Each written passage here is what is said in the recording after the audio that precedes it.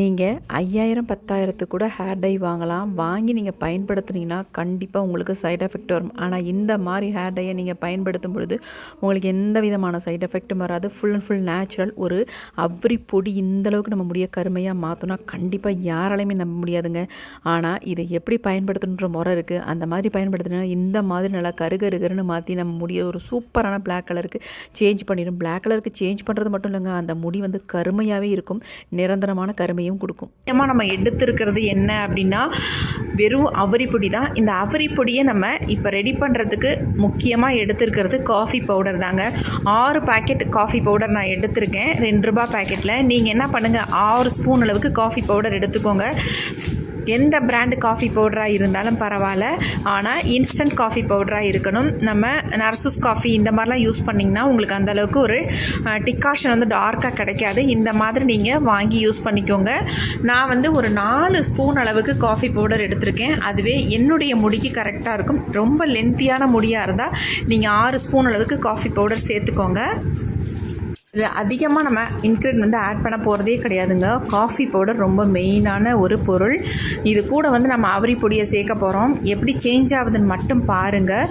அதே மாதிரி நம்ம முடியல எப்படி வந்து பிடிச்சி நல்ல பிளாக்காக மாற்றுதுன்னு அதையும் கவனிங்க. இந்த மாதிரி நீங்களும் ப்ரிப்பேர் பண்ணி பாருங்கள். உங்களுக்கு மருதாணி எதுவுமே தேவையில்லை. வெறும் அவரி பொடி மட்டுமே இருந்தால் போதும். உங்கள் முடியை வந்து நொடியில் நல்லா கருன்னு மாற்றிடுங்க. இப்போ 4 ஸ்பூன் அளவுக்கு நம்ம காஃபி பவுடர் வந்து எடுத்துட்டோம்.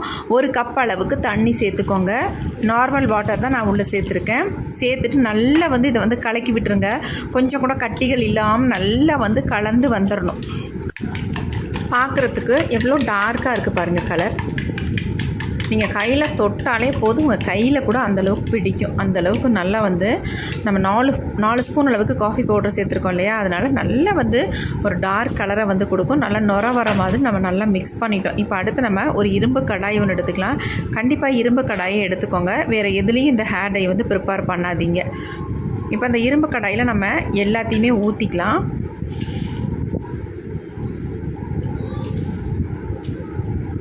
ஊற்றிட்டு இதை அப்படியே நம்ம தூக்கி அடுப்பில் தான் வைக்க போகிறோம். வச்சு நல்லா சூடுபடுத்தி எடுக்க போகிறோம்.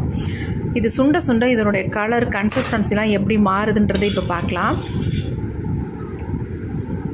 இப்போ நம்ம அப்படியே எடுத்து ஸ்டவ்வில் வச்சாச்சு.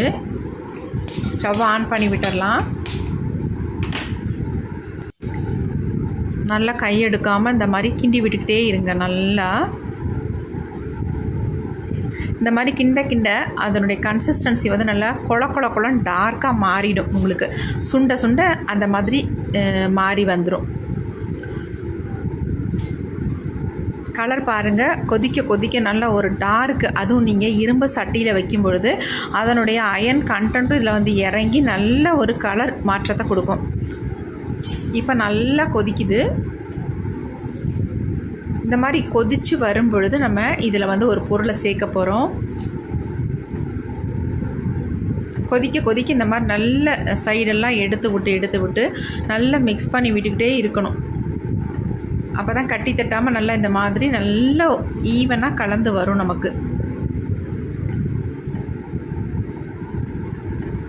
எப்படி நல்லா ஒரு 2 மினிட்ஸ் வந்து இதை வந்து நல்லா கொதிக்க வச்சு எடுத்துக்கோங்க.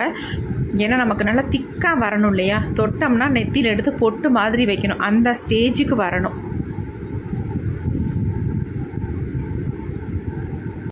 இப்போ நமக்கு நல்லா டார்க்காக மாறிடுச்சு. இதில் அடுத்து நம்ம சேர்க்க போகிற பொருள் என்னென்னா அவரி பொடி தாங்க. 4 ஸ்பூன் அளவுக்கு நம்ம காஃபி பவுடர் எடுத்தோம். அதே 4 ஸ்பூன் அளவுக்கு நீங்கள் இந்த அவரி பொடியை சேர்த்துக்கோங்க.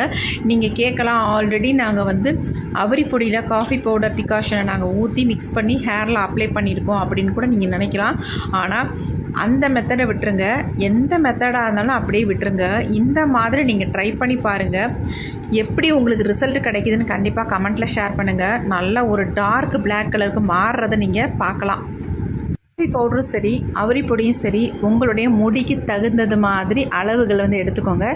என்னுடைய முடி வந்து ஷார்ட்டாக இருக்கிறதுனால நான் 4 ஸ்பூன் அளவுக்கு காஃபி பவுடரும் 4 ஸ்பூன் அளவுக்கு அவரி பொடியும் எடுத்துக்கிட்டேன். உங்களோட லென்த்தியான ஹேராக இருந்தால் இன்னும் அதிகமாக நீங்கள் சேர்த்துக்கலாம் தாராளமாக. அதனால் ஒன்றுமே கிடையாது. பாருங்கள் நல்லா ஒரு திக்கான கன்சிஸ்டன்சிக்கு வந்துருச்சு அவரி சேர்த்த உடனே. முக்கியமாக அவரிப்பொடி வந்து நல்லா ஒரிஜினல் அவரிப்பொடியாக பார்த்து வாங்கிக்கோங்க. உங்களுக்கு வந்து லோக்கல் பிராண்டு அவரிப்பொடியாக இருந்தால் கண்டிப்பாக ரிசல்ட் வந்து நல்லபடியாக கிடைக்காது. இந்த மாதிரி ஒரிஜினலாக வாங்கி நீங்கள் யூஸ் பண்ணும்பொழுது தான் உங்களுக்கு நல்ல ரிசல்ட் கிடைக்கும். உங்களுக்கு உண்மையாகவே அவரி இலையெல்லாம் கிடச்சிதுன்னா அதை கூட நீங்கள் தாராளமாக பயன்படுத்தலாம்.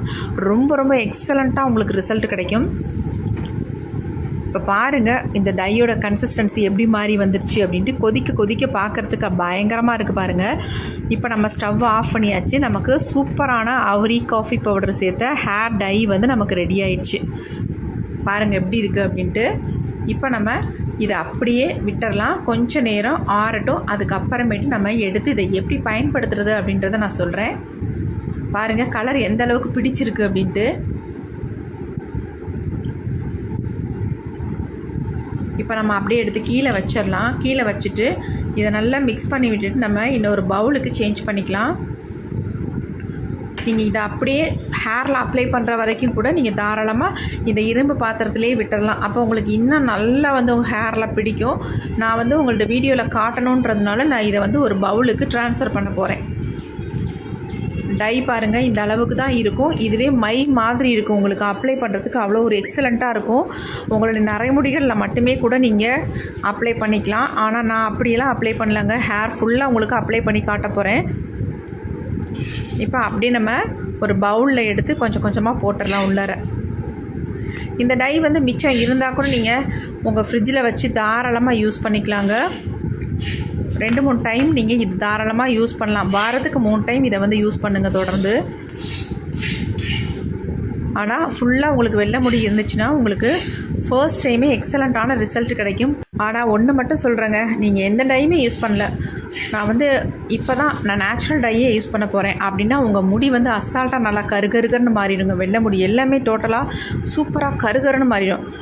அதுவே நீங்கள் கெமிக்கல் ஹேர் டைலாம் அப்ளை பண்ணியிருக்கீங்க அப்படின்னா இதை வாரத்துக்கு 3 டைம் நீங்கள் அப்ளை பண்ணாலே 1 வீக் அப்ளை பண்ணாலே உங்களுக்கு எக்ஸலண்ட்டான ரிசல்ட் கிடைக்கும். அந்தளவுக்கு ஒரு சூப்பரான ஹேர் டைங்க. கண்டிப்பாக ட்ரை பண்ணி பாருங்கள். ட்ரை பண்ணி பார்த்துட்டு எப்படி இருந்துச்சுன்னு கமெண்ட் பண்ணுங்கள். மருதாணி இல்லாமையே நம்ம முடியை வந்து நல்லா கருகருன்னு மாற்றிடலாங்க. இதுக்கு மருதாணி ஆட் பண்ணுற அவசியமே இல்லை. மருதாணி இல்லாமல் எந்த அளவுக்கு நம்ம பிளாக்காக நல்லா மாற்றி எடுத்துருக்கோம் பாருங்கள். உங்கள் முடியில் ஓட்டுனா போகவே போகாது. அந்தளவுக்கு நல்லா டார்க்காக உங்கள் முடியை வந்து பிளாக்காக மாற்றிடும். கண்டிப்பாக ட்ரை பண்ணுங்கள். உங்களுக்கு சூப்பராக ரிசல்ட் கிடைக்கும். இப்போ வாங்க இந்த ஹேர் டை எப்படி என்னுடைய ஹேரில் அப்ளை பண்ணுறேன் அப்படின்றத நம்ம வீடியோவில் பார்த்துடலாம். எப்போவுமே எந்த டை அப்ளை பண்ணுறதா இருந்தாலும் நீங்கள் தலையில் நல்லா ஷாம்பு போட்டு வாஷ் பண்ணிக்கோங்க. அதுக்கப்புறமேட்டு ஹேர் டை வந்து யூஸ் பண்ணுங்கள். அப்போ தான் உங்கள் முடியில் வந்து நல்லா பிடிக்கும். இல்லைங்க நான் இப்போ வந்து கெமிக்கல் ஹேர் டை தான் யூஸ் பண்ணிகிட்ருக்கேன், ஆனால் எனக்கு நிறைய சைட் எஃபெக்ட் வருது, அதனால் நான் ஸ்டாப் பண்ணிவிட்டு நான் இந்த டையை யூஸ் பண்ணுறேன் அப்படின்னா தயவு செஞ்சு உடனே நீங்கள் இந்த டையை வந்து யூஸ் பண்ணாதீங்க. கெமிக்கல் ஹேர் டை ஹேரில் இருக்கிற வரைக்கும் எந்த டையுமே உங்களுக்கு வந்து ஹேரில் ஒட்டவே ஒட்டாது. அந்த கெமிக்கல் ஹேர் டையோட எஃபெக்ட் போனால் தான் உங்களுக்கு வந்து நேச்சுரல் ஹேர் டை வந்து உங்கள் முடியில் பிடிக்கும். எப்படியும் 1 வீக் அதை வந்து விட்டுருங்க. விட்டதுக்கு அப்புறமேட்டு நீங்கள் நேச்சுரல் ஹேர் டையை ப்ரிப்பேர் பண்ணி அப்புறமேட்டு உங்கள் ஹேரில் அப்ளை பண்ணுங்கள். உங்களுக்கு சூப்பராக ரிசல்ட் தரும். எந்த விதமான சைட் எஃபெக்ட்டும் இல்லை.